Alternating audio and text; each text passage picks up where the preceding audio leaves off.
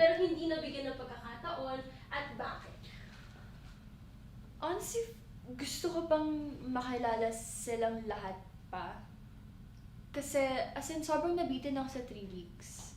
Even yung mga friends ko from before, sa loob lang na bahay ni kuya ko talaga silang nakilala ng on a deeper level.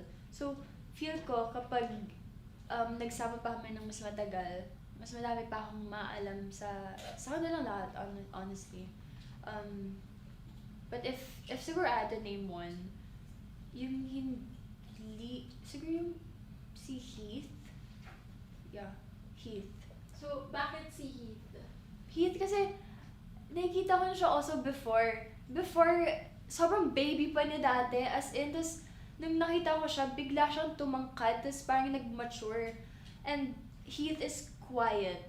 And parang hindi ko alam kung ano papag-usapan namin. But, ever since nung nag-guitar siya, grabe nag-iba-iba yung tingin ko sa kanya.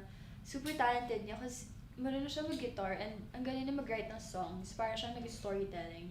And then, as a task leader, ang galing niya. Ang galing niya sa actions. So parang